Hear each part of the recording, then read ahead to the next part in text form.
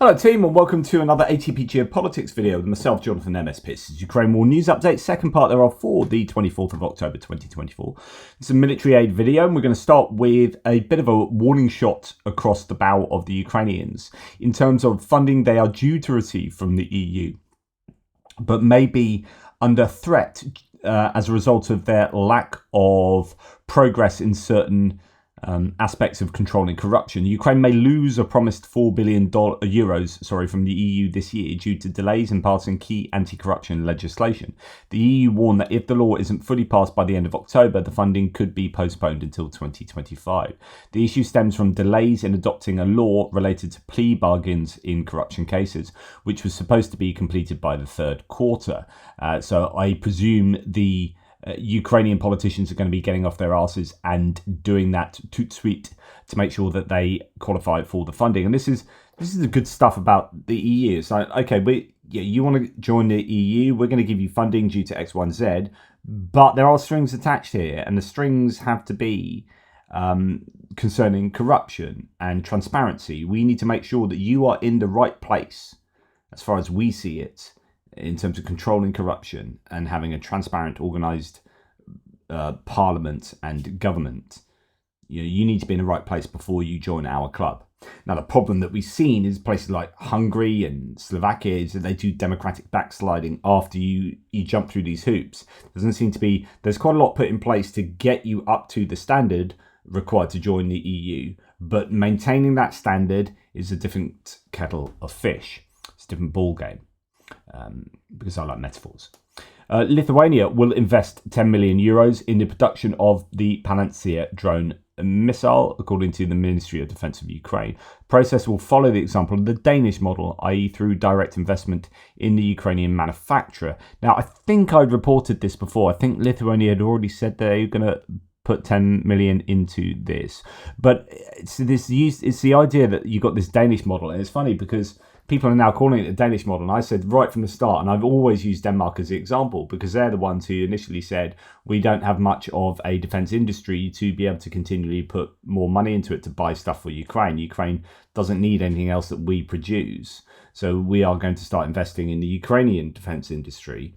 And that will be the best return on investment that we can do because it's better than investing, say, in the US defense military industrial complex to get stuff for Ukraine. Let's get the Ukrainians to build it. Let's give them money, and then they get to have greater employment, tax dollars then swill around, money multipliers, etc., etc. So it's better for Ukraine if you invest in Ukraine. Royal Air Force. UK's Royal Air Force has already trained 200 Ukrainian pilots. So another cohort has just gone through the system who will start soon training on F-16s. These pilots will soon be flying Ukrainian F-16s. Britain will support Ukraine for as long as it takes, said Luke Pollard, UK Parliamentary Under-Secretary for the Armed Forces. That's excellent news there. They generally learn the basics of flying in the UK, meteorology, prop planes and whatnot, and then they go on to France to be introduced to jets and then go on to train on particular jets later on. French aid to Ukraine is reporting Delair Tech, who they produce drones, saying, we have found our drones to be resistant to all the jamming we have seen so far. However, we must remain humble. Adversary systems are evolving rapidly and we cannot claim to be untouchable forever. You have to be able to adapt. It's really interesting. We don't hear too much about the drones provided to Ukraine by other nations. When we see drones, they're often Ukrainian drones produced by themselves or generic kind of FPV drones. These more bespoke, larger drones, we know they're going to Ukraine. We know occasionally you'll see like Warmate, the Polish Warmate, which is kind of like the loitering munition similar to the X-wing of the Russian loitering kamikaze munition. But other than that, there aren't too many. You've got the Heldron Vector drones, quantum drones from Germany, all of those German ones. Sorry, I'm smashing together a bunch of names there, but you get the point. We know which drones are going broadly. We at least know some of them, but we don't see much footage of them, and that's probably a stipulation from those nations saying, "Yeah, you can have these, but I'm sorry, you you can't show any imagery of them because we want to keep it all rather secret, so keep it on the lowdown. It's interesting that French here saying, yeah, actually, our drones have not yet been broken by electronic warfare. So that's pretty impressive. Lancet drones is what I was thinking about with the X-Wing. I just couldn't think of the name. Turkish company Baykar. So this is a son-in-law of Erdogan, the Turkish leader. He owns Baykar that make the Bayraktar drones. Anyway, Baykar have signed another contract with Ukraine. Details haven't been disclosed. However, Euromaidan Press here says that the Turkish drone manufacturer, though they disclosed no details about the deal, the Ukrainian MFA, so Ministry of Foreign Affairs, have hinted it may be related to the Kizilelma jet drone production in Ukraine. So, goodness me. And that is a sizable drone. I think that they're even working on autonomous aircraft. I'm sure Baykar are working on an autonomous jet. I'm sure many manufacturers are around the world. But Baykar have really been pushing their innovation over the last couple of years. So good stuff from them. Biden has approved $20 billion as a loan to Ukraine, backed by frozen Russian assets, as I mentioned yesterday. Just to remind you that's officially done. There's you get a screen grab of the actual document where he's signed that away. So that is now happening. So $20 billion as part of the $50 billion G7 loan for Ukraine. It's split up into constituent parts. EU has been behind a 35 billion euro loan. No, is what? Or is it less than that? Actually, 28 billion. Anyway, whatever. You got the EU, you got the UK just released theirs, and this is the US's proportion of that G7 loan. Right. Lloyd Austin, the Secretary of Defense, has said that they are confident that they will have all the remaining USAI funds obligated by the end of the President Biden's term. That's interesting. So these are the funds put towards buying equipment predominantly from US manufacturers. I think they can use USAI like they have done for $800 million to go into Ukraine, and we'll come to that for predominantly drone manufacture. But they're going to use up the rest of it by the end of Biden's term, which will be January the 20th. This will require them to move significantly faster on contracting than they have since the start of the war. So they are seemingly trying to get everything done and dusted so that if there is a change in, there's a change in administration towards the GOP and Trump taking over, then it's all going to change after that. So they kind of want to wrap everything up, make sure it's done and dusted by the time Trump would get in. And if it's Harris, then the hope is that they would just produce another appropriations bill that would follow on from this. So I think you're going to see the US spending quite a lot, no more than they've already pledged, but they're going to just try to exhaust those funds by the end of January of 2025. Okay. Euromaidan Press here now reporting on John Kirby at a presser yesterday. It's all a little bit controversial. This is what he says about North Korean soldiers. Why not? Why not greenlight the long-range missiles for Ukraine's use, which is Zelensky's number one ask, as you're sounding the alarm about what could have far-reaching implications if North Korean soldiers go into Ukraine? Well, for one thing, Jackie, we don't exactly know what these guys are going to do. What else could they be there for? We don't know what they're going to do. We don't know if they're going to deploy into combat or not. We don't know if they do and what strength. We certainly don't have a sense of what capability they might be able to bring to the field with them. Why? I mean, the idea is, I think from John Kirby, is that there's a very good chance that they're going to be operating ice cream vans, just driving around the front, just actually going up to the Ukrainians saying, hey, you guys want some ice cream? We've got a load of ice creams here and just don't want to go to waste. So Ivan over there and Vladimir, they've had 2 each actually. So I just wanted to know if you guys wanted some ice creams. They're really cheap. You do have to pay in rubles. You got any rubles? Can we take card? No, it's just rubles. Sorry. Of course I get.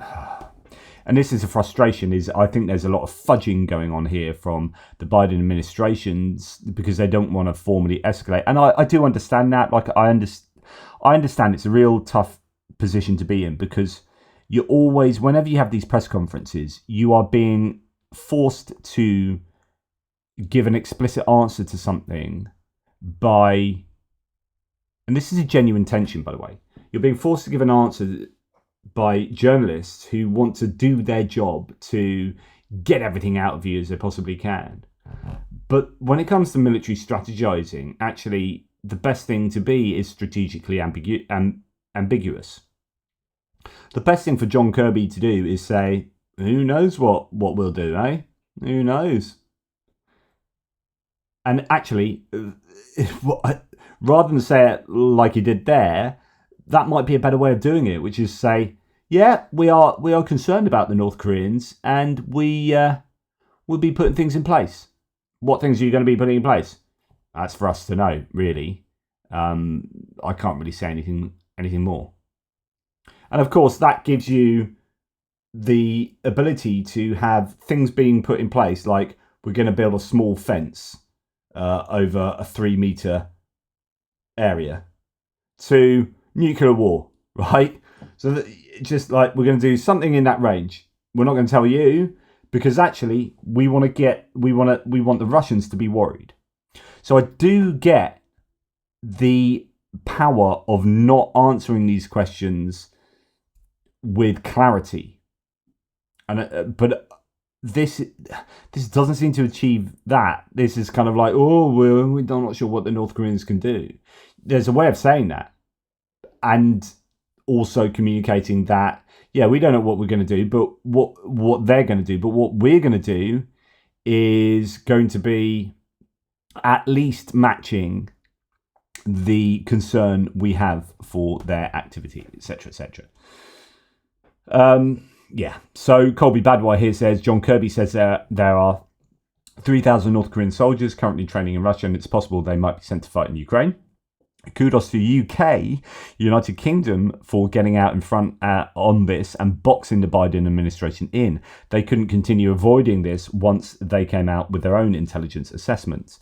So, you did have Keir Starmer being a little bit more forthright on the North Korean involvement, which is kind of forced. Then the Americans came out and said, yeah, okay, we do have, Pentagon said, yeah, we do have intelligence that they exist, etc., etc. And then just not really answering here Jackie Heinrich's questions.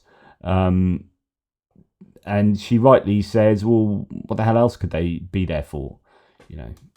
So we'll see. Now, in this context, the Biden administration could consider using military measures against North Korea if the involvement of its soldiers in the war in Ukraine is confirmed.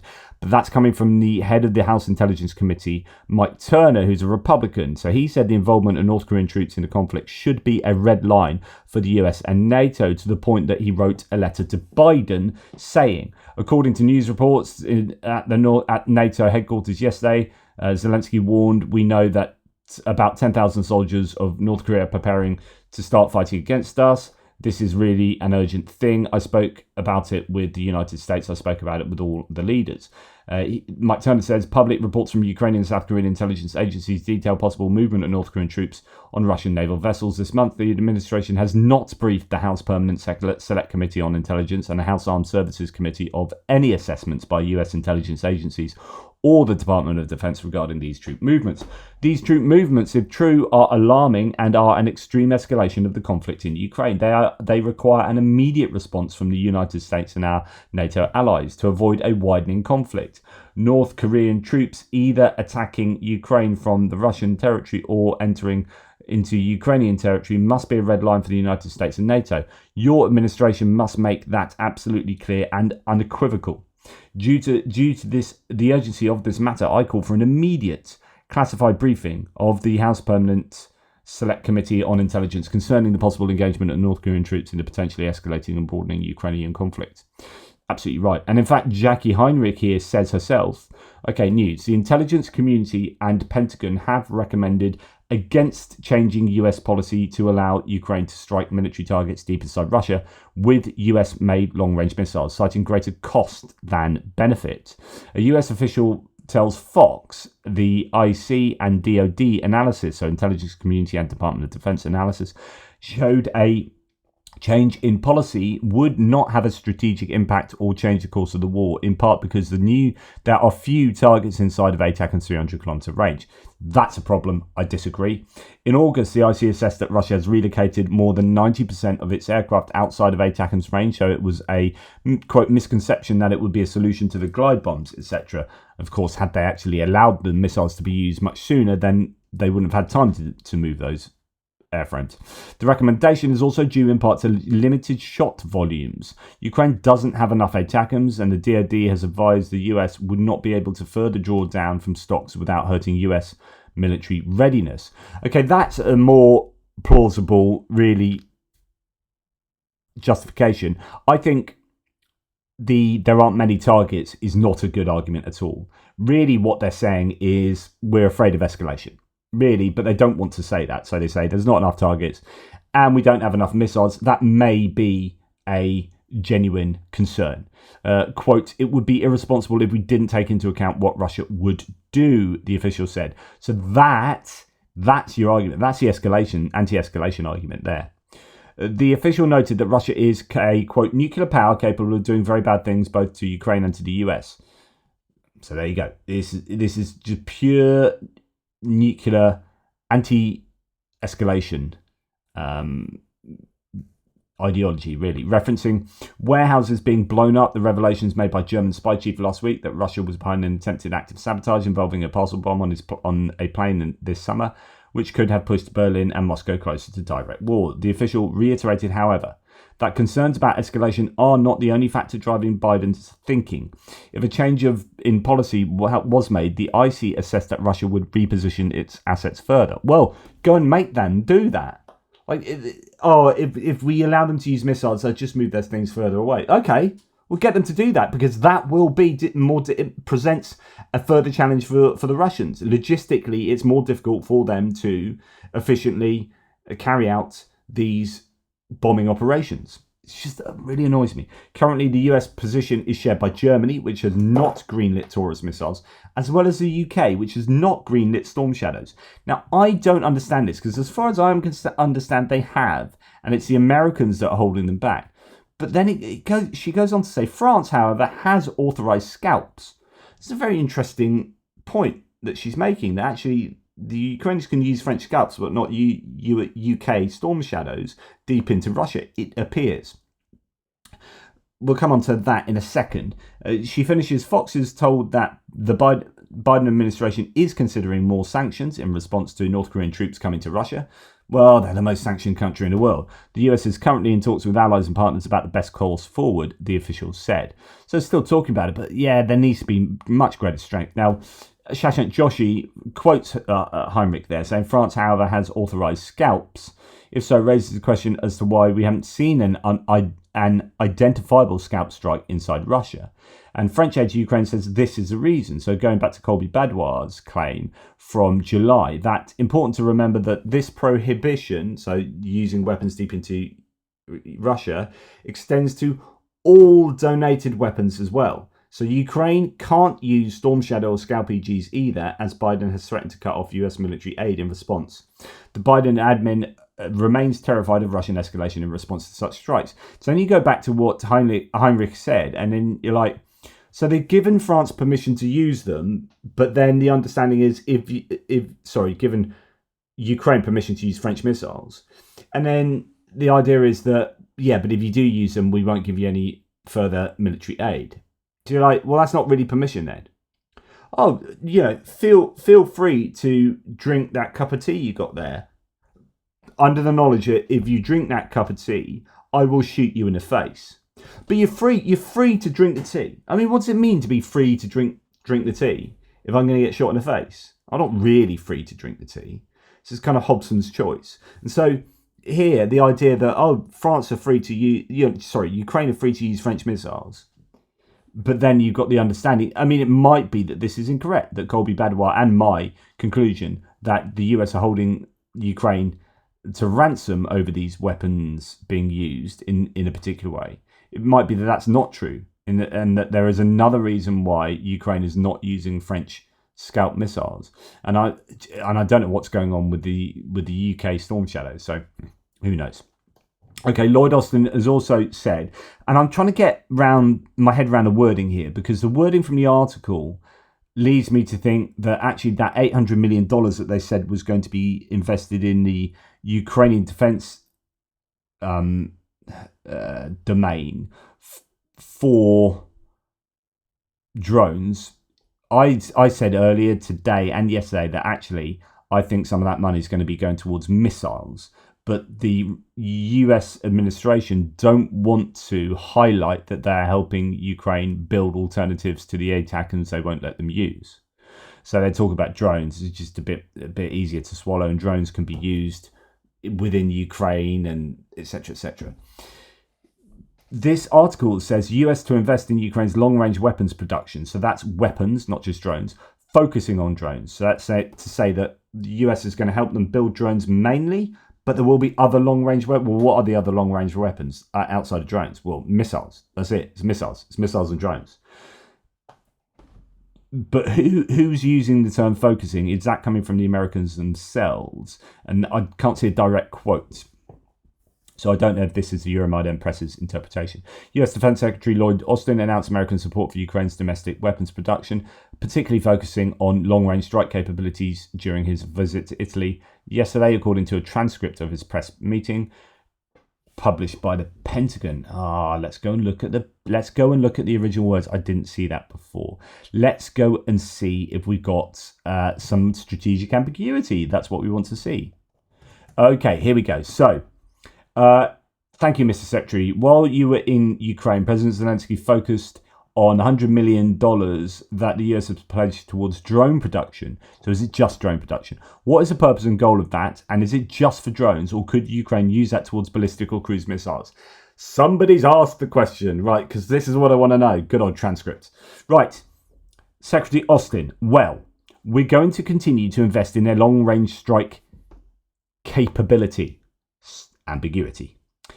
Now, what we've seen is that they've developed the capability to mass produce drones that are very, very effective and that can go impressive distances. We've seen them strike targets that are 400 kilometers beyond the border and even deeper with precision, and they can do that at a fraction of the cost of a ballistic missile. So it makes sense to invest in that capability, in their ability to continue to scale.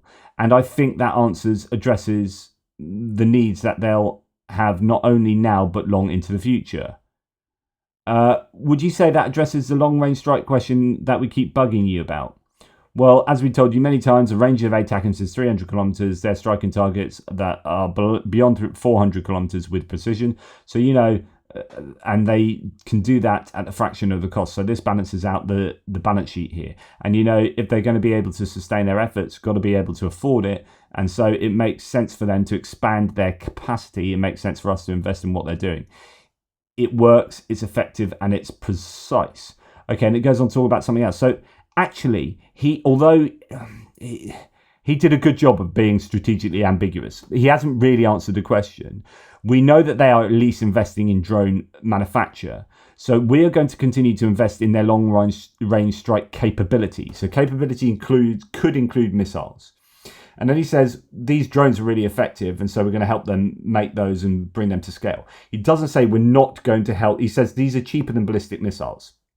So it makes sense to invest in them. It doesn't say they're not going to invest in ballistic or cruise missiles as well. So we still don't know if that $800 million is going to go towards missile manufacture. I think it probably is, and he probably doesn't want to say it, and I understand why he doesn't want to say it. And it's frustrating for us because we always want clarity.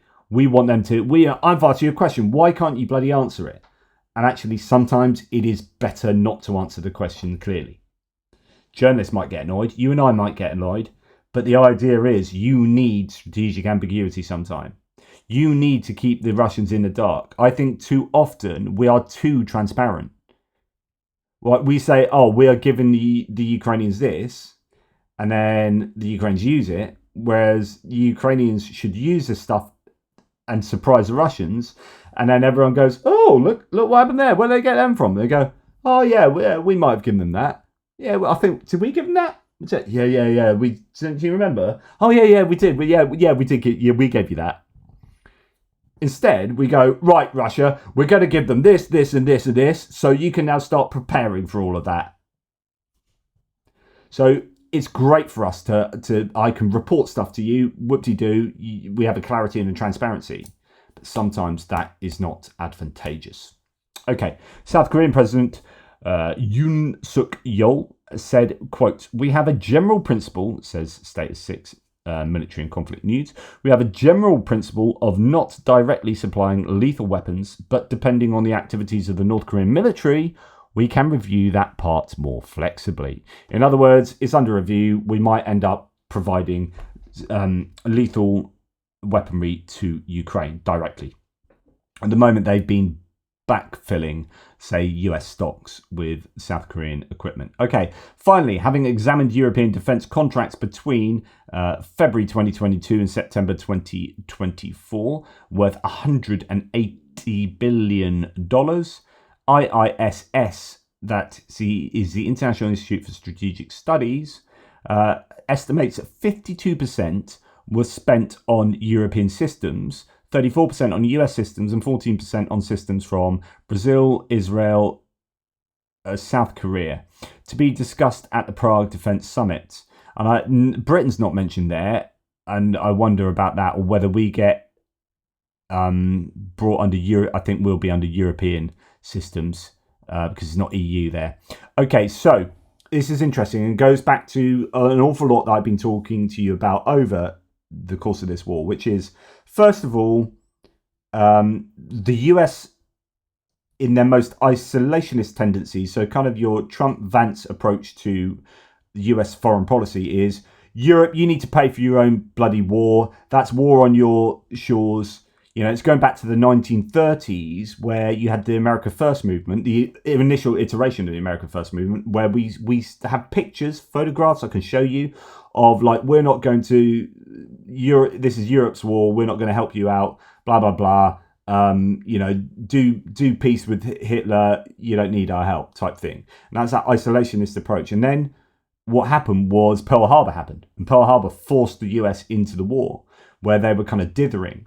They were helping out in other ways, but not formally involved in the war, and they became involved in the war. And then after the war, like, look at how amazing the US was. If it wasn't for us, you wouldn't have won the war, and this was actually strategically good for US security, economic security, etc., etc. So there's a bit of post hoc rationalization going on there. But initially, there was a bit of pushback, right? Which is where we're at now with a lot of American thought. It's like history is repeating itself. So this isolationist approach is a case of, like, it's your war. You need to be more independent. Now, the flip side of that, so you could be someone in America that says, damn right, why are our taxpayers paying for that European war? It's not affecting us. And of course, it is affecting the US. It's affecting the US in global security and economic stability, which affects the US's ability to invest out there, to get return on investment, to have soft power, hard power, you know, economic and political, geopolitical influence on the world, and to then get the return on investment from that invested influence, investment. And, you know, it is really important that the US, you can argue, gets involved in the war in Ukraine. But there's very much an economic argument to be made as well. So the more that the US, and I'm sorry to repeat myself, but I have a lot of 50% unique viewers with my videos, but the more that the US demands that Europe stands on its own 2 feet in terms of security, the more that Europe will be independent from the US in terms of the military industrial complex. So the more that the US pushes Europe away and says, we're fed up of spending money on you, that spending money on you is often comes back in terms of, well, if you're not going to do this, we're going to do this. And that means that your own defense industries are underfunded and there aren't enough orders, and we have a much greater defense industry.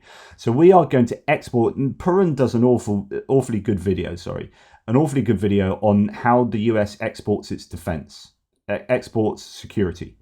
Right, so the US goes and sets up shop in Europe, says, okay, we're going to do this, we're going to be part of this. And that ends up stimulating the military industrial complex in the US.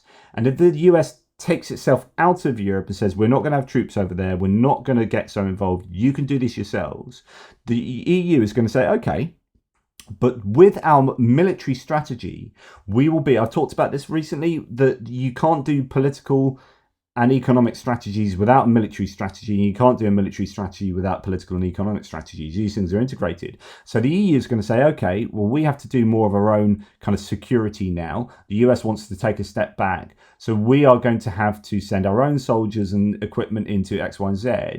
Well, this is going to be integrated with our economic strategy, which is going to be for the benefit of the EU. So when we are buying equipment now for our armed forces, we need to, and they came up with a new military strategy recently that said 60% of what they procure has to come from inside Europe. In other words, there will be a growing demand for European military equipment that's industrially manufactured in the EU, and less of a demand for American equipment, which means that the more America pushes Europe away and says you need to stand on your own 2 feet, the more Europe will stand on its own 2 feet, and that will be to the detriment of the American military and industrial strategy. So at the moment, and recently, and I think this has been an improvement since the beginning of the war, 52% of what the Europeans have spent on defence contracts have gone to European systems, spent inside Europe, if you like. 34% on US systems and 14% elsewhere. So the Americans are going to be looking at whether they can set up their industrial concerns inside Europe to have European subsidiaries to be able to qualify for being European equipment. But at the end of the day, this is arguably going to hurt the US. So take the Patriot versus SAMP-T. SAMP-T is looking at doing one better than the Patriot, PAC-3, with their latest iteration of the SAMP-T particularly anti-ballistic missile. Now, if that gathers momentum and becomes the next best thing, then Europe is going to be buying into that and not Patriot systems, especially if they have to, qualify 60% buying European stuff. So interesting times ahead, and the war in Ukraine is seemingly expediting a greater European independence in the security domain. Be careful what the end result is. Be careful what you wish for. Now, there are benefits and there are challenges for each. I'm not saying it's a good thing that Europe stands on its own 2 feet more, or a bad thing. Like, it is good in some ways and bad in other ways. And it depends whose point of view you're taking. If you're looking for the US point of view, brilliant. You're taking more of a role here, which means we have less of a role for our American soldiers, but then you're scaling back your armed forces. How does that affect, do you have the job capacities to take on those people, et cetera, et cetera. And then that's actually going to mean less orders for our kit, and because you're going to be ordering in the EU, and also we're not going to be ordering as much because we'll be scaling back our own military. And so it'll be a contraction of the military industrial complex, which some people might argue is a good thing, but some people might argue is also a bad thing from an economic point of view, an industrial point of view in the States. So there's so much to consider here. Positives and negatives, but Europe it appears to me at any rate, Europe is moving towards a greater independence from the US in terms of their industrial military strategy. That's enough waffling from me. Take care, guys. Speak soon.